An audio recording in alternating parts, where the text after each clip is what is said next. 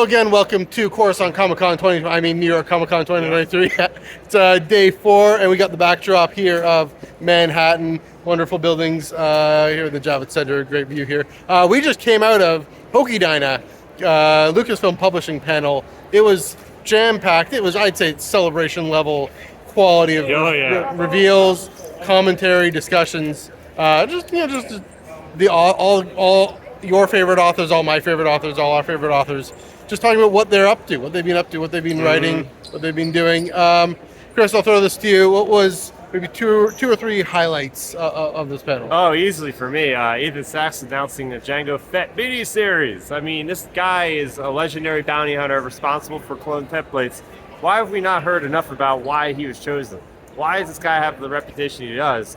We don't have any details at all what the story is going to be about, but obviously there's going to be a lot of, it's a mini-series, so I don't know, 4 or 5 issues, but we've gotten a cool backup story with him in one of the recent issues of Bounty Hunters involving Dark Droids.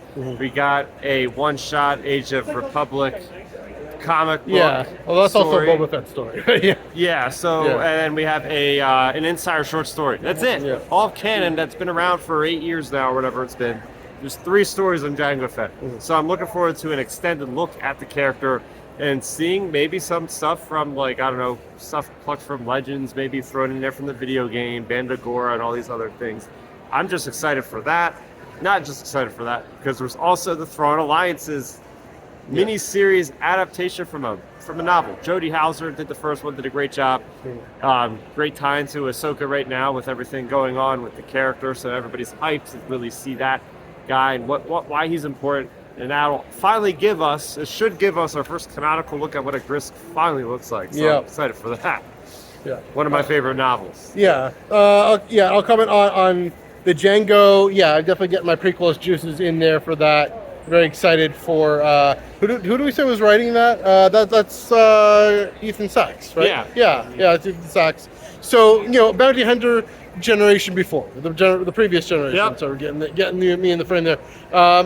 Then some other big reveals, even like Dark Horse original graphic novels, Qui-Gon, Obi-Wan, Marvel, Marvel short run, not Qui-Gon, no, Mace Windu, that guy. So a second Mace Windu comic. I like the first one. The second Mace Windu comic. Excited for that. George Mann writing the. It's going to be an all-ages Dark Horse hyperspace stories, Qui-Gon Jinn, Obi-Wan Kenobi, 2 books. They're going to release more original graphic novels. They're calling it hyperspace stories. That's going to be exciting. Yeah, again, Phantom Menace at 25. And that seems to be a theme as well. And I didn't expect that. I didn't expect them to do much. They usually do the 20 and then the 40. But Lucasfilm Publishing is at least giving us Phantom Menace at 25. Speaking of Phantom Menace at 25, you got a poster. If you want to grab that. John Jackson Miller's The Living Force, which we've talked about, but amazing. This is basically an ode to Phantom Menace, those original movie posters, and you get each one of these characters having their own perspective. You get the Cormian Jedi, Ariel Poof. I mean, come on, Sassy Tin, and Ektachi. These guys never have spoken a word in a movie, and we're actually getting to see them have really funny adventures too. Apparently, there's some really laugh out loud moments in Star Wars in this one. So they paired up some of the characters and the characters we haven't seen before. Chris, you're saying we haven't heard before. We've seen them, not heard. I was really curious to hear what the relationship between this novel and the High Republic would be, because there are these characters that we're still alive in the High Republic, and we have those books are out now for John Jackson Miller to reference to refer to, not in a fan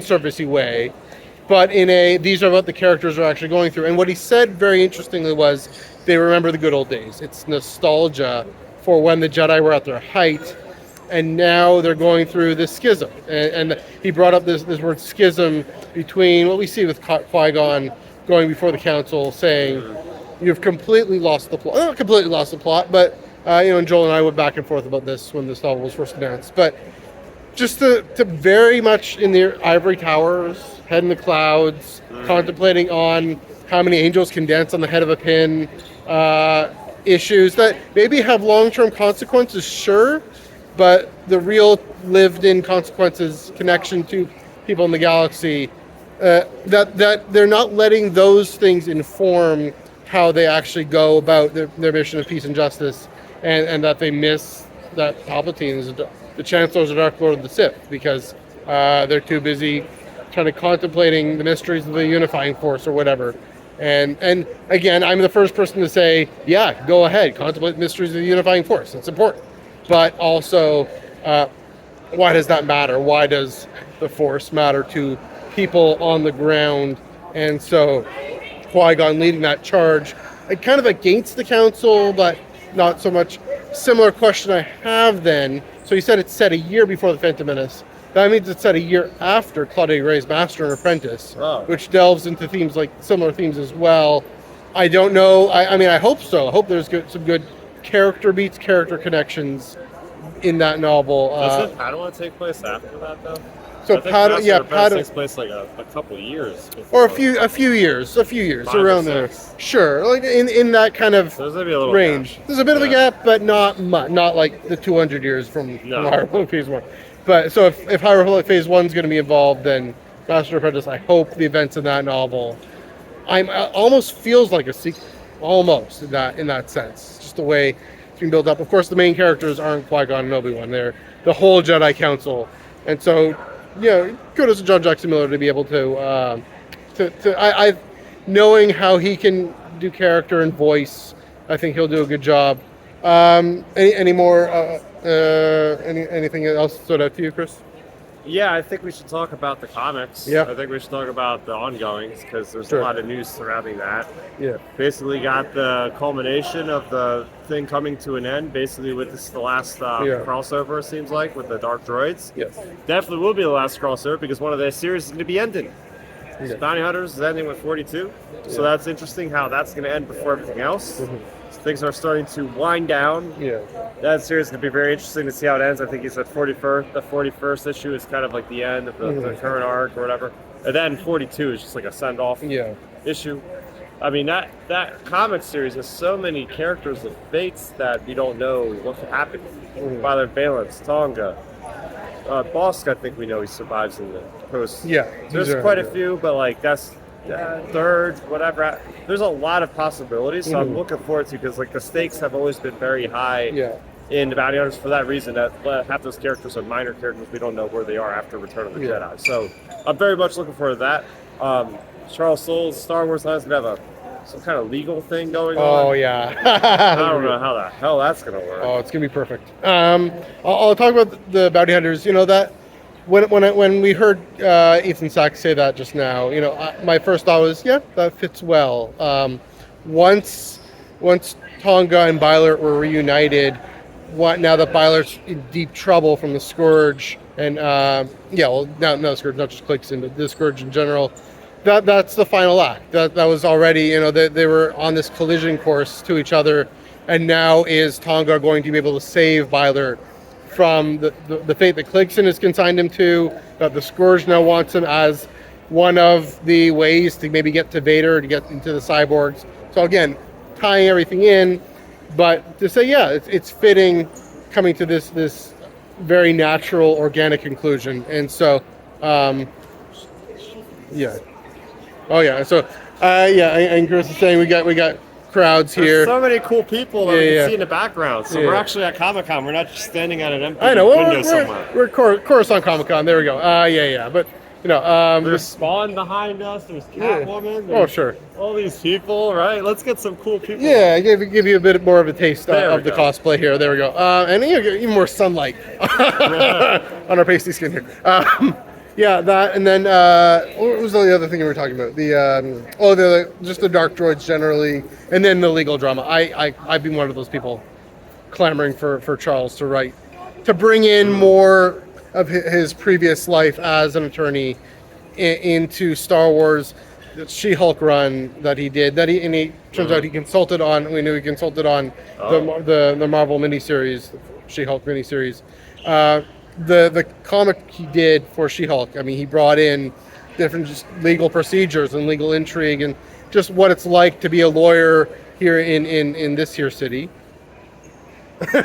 but also what it's like to maybe be a lawyer in a galaxy far, far away. And that brings me into what Greg Pak, I believe, was talking about, was Schism Imperial. And was that Greg Pak, I believe? Yeah. There was so much going on in that one. My first thought was Sly Moore got demoted. Hold it for a minute. Sure, go for it. Just looking at him there. There we go. Wait. I'm here. Okay. So Sly Moore, she gets demoted. She's salty about that. This isn't even in Crimson Reign.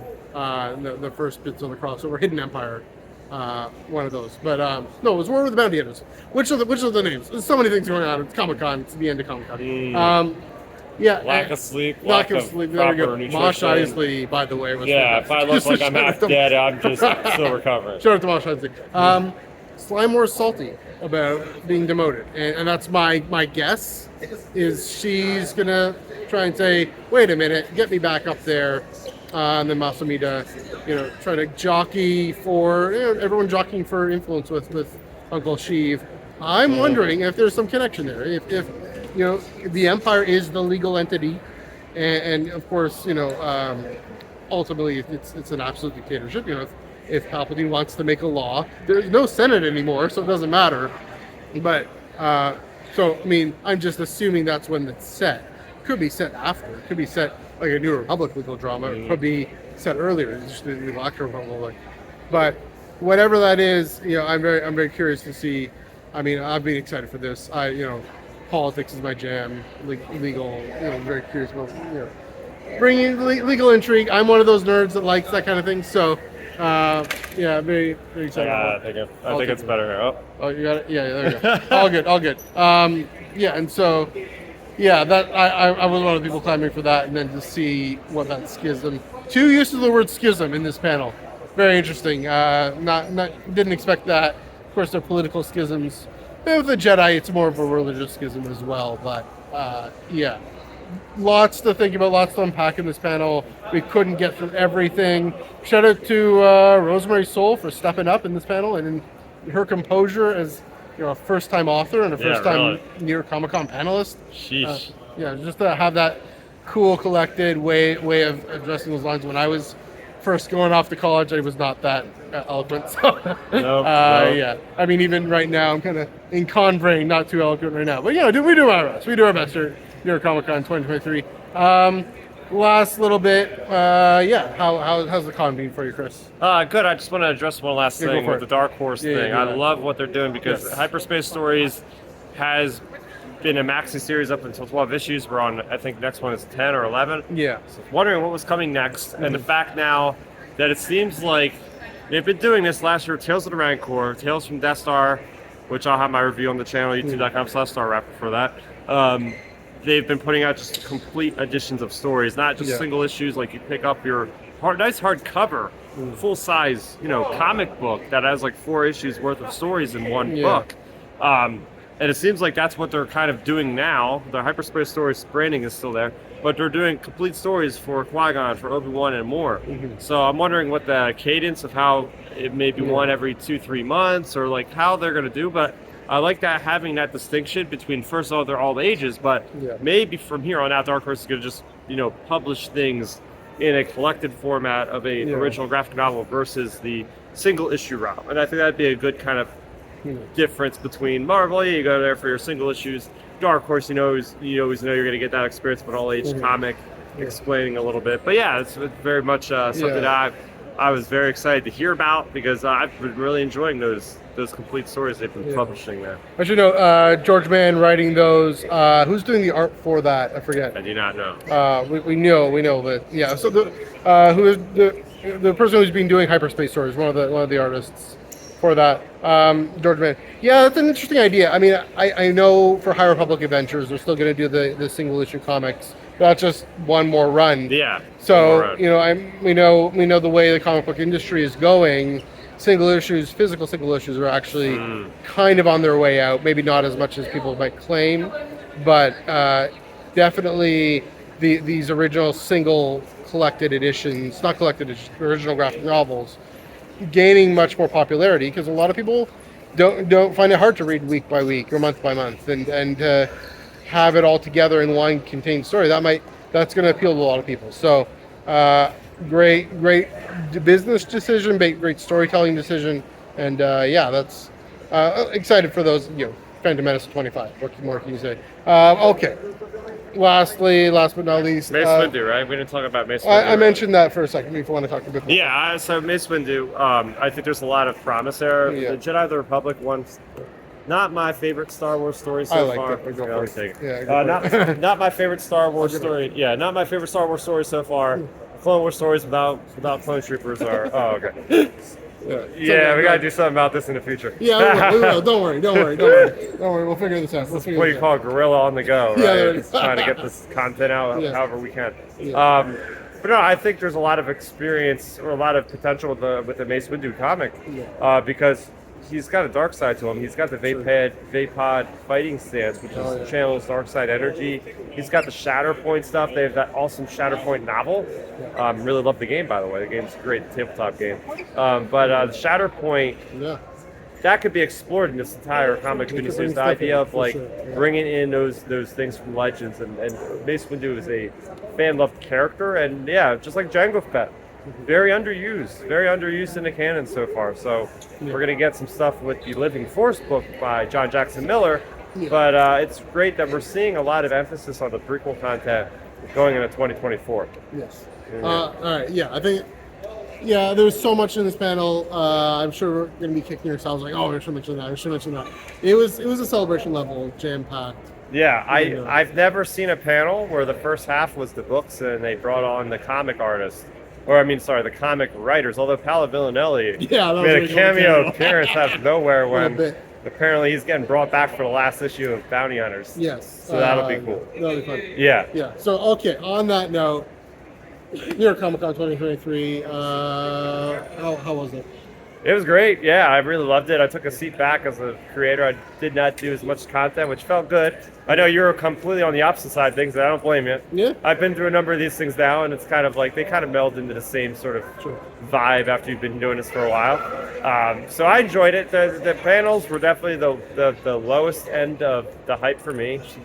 Things going on, the SAG-AFTRA strikes and all. Obviously, not a lot of people are allowed to talk about current stuff. So there was a overall umbrella kind of feeling of, oh, this isn't the normal hype level if you're looking for that sort of thing, right? Not everybody goes here for panels. Everybody goes here for different things, signings, meeting people, hanging out, buying stuff. So if you're a fan of all that, it hit all those. I've gotten everything I want. I got my Hallmark Revan. I got my Hallmark Black Chrysanthemum, one of 3,000 in the world. I'm super excited for that. I got my exclusive cover of Inquisitor Rise of the Red Blade by Delos Dawson. I got my Death Star, Tales of Death Star, which I read on the subway commuting back and forth, so that was great. So yeah, I mean, I got everything I wanted to. I went through a lot of cool parties. Mosh Eisley, as you said, a Star Wars kind of rock emo night sort of celebration there over the Gramercy Theater. Went to a couple cool, official NYCC after parties, Shining Vale, Screaming Peaks, the Paramount, whatever it's called, the Paramount party that was here. Seeing some karaoke, seeing an entire movie and a commentary after the movie, seeing an entire episode. So from start to finish, I couldn't really. We did a cool activation with Buffy the Vampire Scavenger Hunt, doing really cool activation stuff there. So I mean, it's really hit all the notes. Was it as grand as 2019? No, but maybe next year. Now with COVID basically being over, by then, if the strike is still going, I think we're gonna have to deal with a lot bigger problems at Comic-Con. I don't think the industry will be here. October 2024, Then I guess we'll never get entertainment again or something, because I don't think it could survive another year without it. No, the strike. There's got to be some give finally on these studios eventually. If their survival is finally at stake and actually at stake, they gotta cave in like that with the writers, thankfully. So, a con this big, it is going to have something for everyone. Even some of the panels, the Guardians panel we went to yesterday morning, they ended up talking about it, which, hopefully it doesn't take away from the leverage that the Actors Guild needs. But yeah, it was still good to see again, I mean, I went to some strike-proof panels, right? I went to the big Star Trek Experience panel or whatever, the Lower Decks panel. And today, again, highlighting paper canon, Star Wars, not struck work, all these wonderful stories from a galaxy far, far away that are still being written. The writers and authors and artists are still being paid, and there's, hopefully, even though there always needs to be movement on that industry as well, they're still going. And so, great to shine a spotlight for the Star Wars Underworld on paper canon, on these wonderful stories. And so, yeah, it was definitely an enjoyable experience. With a con, it's always first and foremost about the people you interact with. Hanging out with this guy, hanging with some of my other friends, hanging with Anna for a bit. And then seeing the vibe, seeing the floor. I didn't even bother trying to finish the show floor. It's just way too big. But New York Comic Con, it's a vibe, it's an experience. You should definitely come check it out. Well, on that note, that is a wrap on Star Wars Underworld at New York Comic Con 2023. Chris, where can they find you on the internet? Yeah, you can find me on Twitter or X at Starrapter. You can also find me youtube.com/Starrapter for all the latest on Star Wars canon. That's where you'll find it, video games and other things. Yes. Yeah. And you can find both of us this coming Thursday and every Thursday, 12:15 Eastern, 9:15 a.m. Pacific, for the Trek Review Comics Reviews, where we will talk about all, not the ones that were just announced, but the ones that are coming out on Wednesday, because there's more comics coming out on Wednesday. And that's exciting. So we'll, grab your lunch, grab your comics, and we'll review those Monday. Not tomorrow, but the next Monday after that. Joel and I are back for another episode of Ion Canon, 8:30 p.m. Eastern, 5:30 p.m. Pacific. And just talking all things Star Wars, Ion Canon, paper canon, delving into deeper questions and issues and philosophical things that come up in Star Wars. Always a good, entertaining, enjoyable, engaging conversation, I hope. And then all that right here on the Star Wars Underworld channel. Don't have to go anywhere.